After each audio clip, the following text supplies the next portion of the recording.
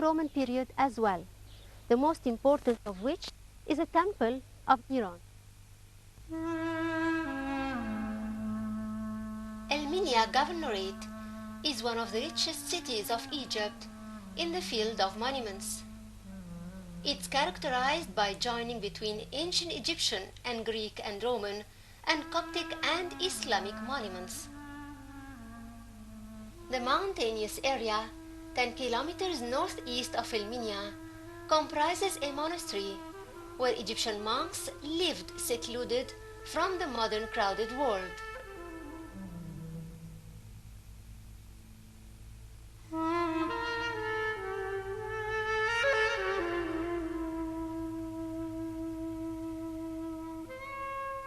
Few kilometers to the east lies the cemeteries of the city of Tehna al-Jabal. The prominent cemetery is called Fraser Tombs. It's a mountainous hill composed of rock-cut tombs that belong to the Old Kingdom. They were cut during the reign of King Weserkaf, who ruled from 2494 till 2487 BC and was the first king of the 5th dynasty. Together with Tehna the city, they compose the burial places of the famous city of Tehna al-Jabal or Tehna of the mountain. Tehna lies 5 kilometers east to Elminia city. Its ancient name was Tenis, and its history back to the Old Kingdom. Amongst its important monuments are 3 temples that were built during the Greek-Roman period, as well as tombs that belong to the Old Kingdom and reused during the Greek-Roman period, in addition to Coptic tombs dating to the 5th and 6th centuries. In 1893, Fraser discovered the names of King Mycerinus or Menkaura, the owner of the 3rd pyramid of Giza, and King Weserkaf inside these tombs. Tehna al-Jabal is composed mainly of ruins of a Ptolemaic city that is still under excavation. The city is almost 2,000 years old. None of the excavated areas could be seen, as the exploring mission refilled the discovered places with sand and rubble in 1983, and the fillings took place inside the walls and the buildings to protect them until their excavation work is resumed. Walking above the buried city would be walking 30 meters higher than the ground. The walls of the ancient city were quite high, that they reached almost 6 stories. They were the ancient Egyptians who had constructed brick buildings here, followed by the Greeks, then the Romans, then the Coptics. The tops of the rooms of the buildings could be seen, as well as a Nilometer.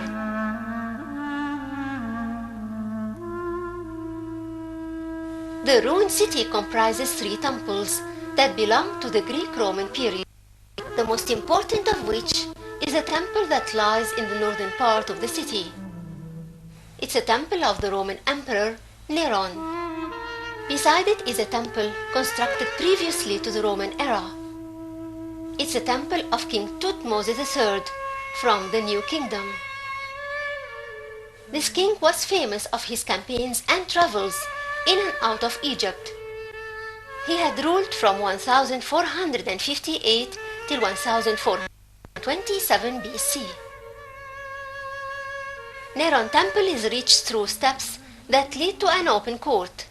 The base of the temple is composed of limestone. Then mud bricks were built above it, turning the temple into 3-story building. Cartouches bearing royal names were carved at the front. This temple was consecrated to god Sobek, the crocodile.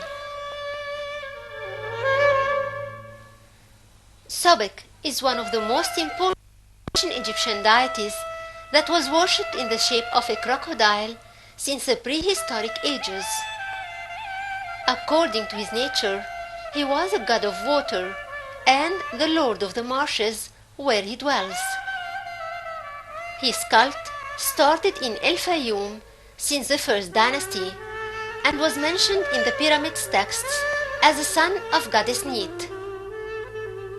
During the 12th dynasty, his chapels were widespread in many places, but basically in Old Shedet, recent Fayoum, which was the residence of the kings of the 12th dynasty. The second center of Sobek's cult was in Komombo in Upper Egypt, where he and his wife Hathor and their son Khonso shared the temple with god Horus and his family there. Sobek's cult continued throughout different ages until the Greek-Roman period. His temples included lakes and ponds filled with water for his living. After his death, he was mummified. He was pictured either in his complete form of a crocodile or in the form of a human body with a crocodile's head, topped with 2 feathers and 2 bull's thorns, in the middle of which is a sun disk. The festivals list in Komombo mentions god Sobek's festivities to be celebrated in the 2nd day of the 2nd month of the flood season, and in the first Tuba month, that was the day when his enemies surrendered to him.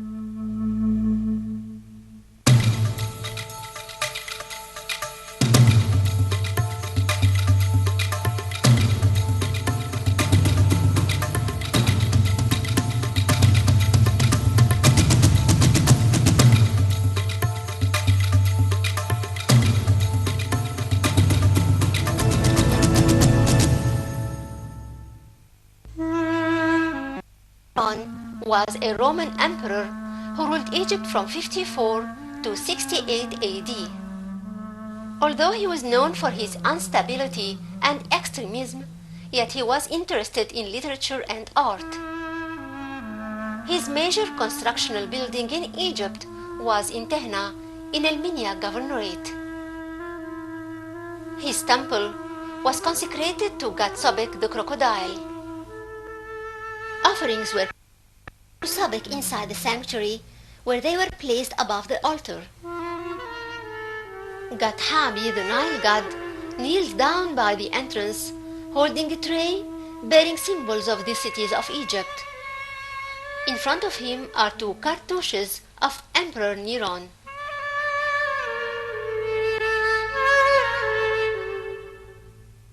Just like the ancient Egyptian temples, a special room was for the burials of the crocodile mummies. 2 of them were found in Neron temple. The birth chamber of Neron is similar to any mummizi found in a temple where a triad was worshipped. Since Sobek is here, then the rest of his family are here too. They are his wife goddess Hathor and their son Horus. Sobek here, the form of god Khnum.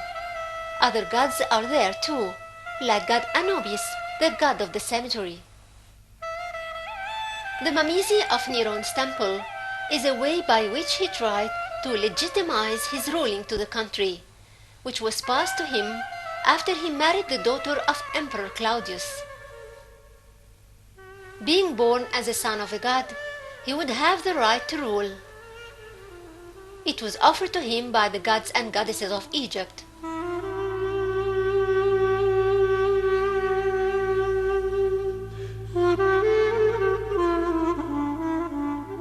Today, the local women believe that if they pass through an aisle around here, they will be able to conceive and have children. They do that on Fridays, which is a weekly holiday in Egypt.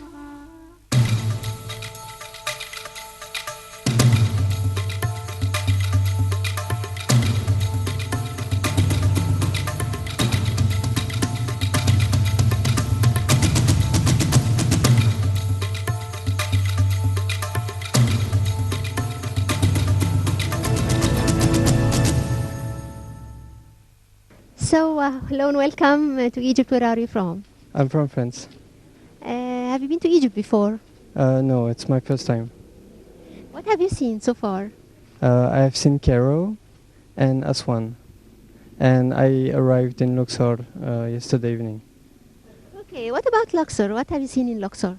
For the moment, I've seen New Gorna, the village by Hassan Fatih, and I arrived here in the West Bank big complex of temples, and it's my first temple, Habu Temple. Habu Temple, yeah. Yeah, That's right. that's what I know. Okay, what's your impression about Habu Temple, for example? It's very huge. It's amazing because the space for me is very important. I'm an architect, so I don't look much about the science. Stories. The stories, yeah, I don't understand it much, but I'm really impressed by the space, the columns and the composition, and it's difficult to imagine how it was before, but it's already impressive to see it now. Well, actually, before it was colored and totally finished with ceilings and everything.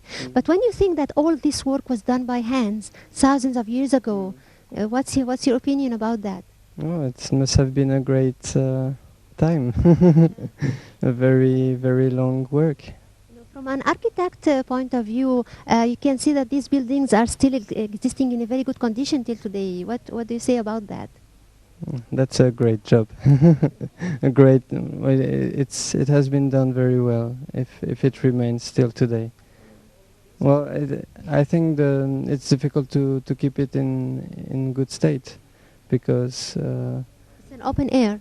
yeah, it's you can either conserve it and it doesn't have the same spirit as it had, or you can let it be like it is, and little by little it will be destroyed, but it still keeps the spirit.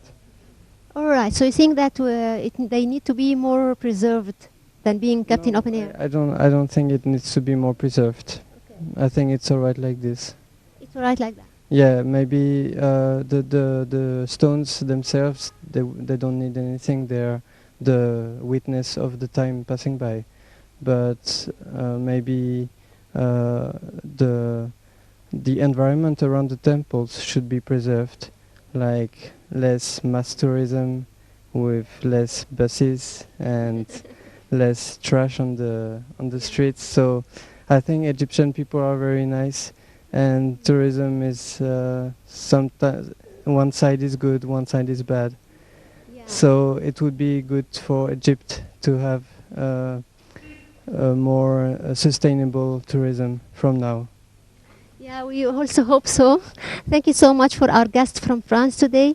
Thank you, and I hope that you enjoy the rest of your tours in Egypt. Of course, thank you.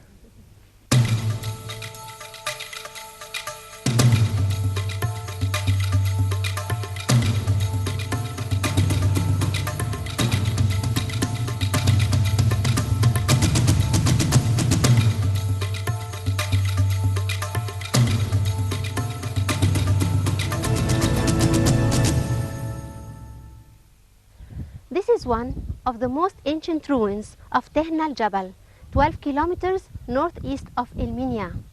Behind me is a temple of King Ramesses III, who owns a great temple in Luxor called Habu Temple. But here, he has also another great temple, and the whole area is still under restoration. Few kilometers east to Elminia city lies a monumental area of Tehna, which comprises a number of Old Kingdom rock tombs that were reused during the Greek-Roman period. The area comprises also some tombs from the 20th dynasty and the Sawian period. A lot of monuments are still buried under the ruins of the ancient city. Above the ground are chapels and temples, including King Ramesses III temple. Although the pharaohs of the New Kingdom lived in Thebes or the modern Luxor, yet their constructional plans spread to reach all the major cities around the country.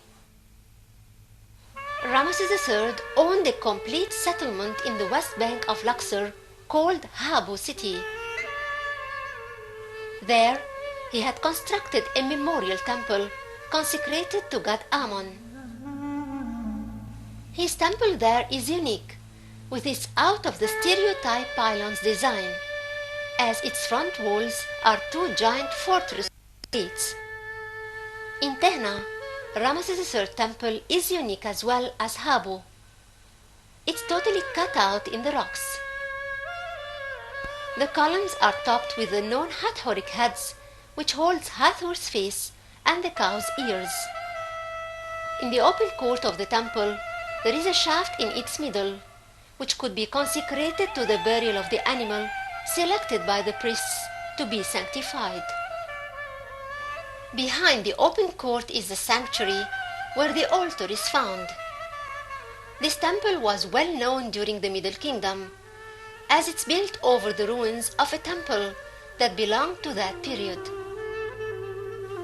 Writings about that temple underneath Ramesses III temple were found in Bani Hassan, which was the burial area of the 16th nome to which Tehna al-Jabal belonged.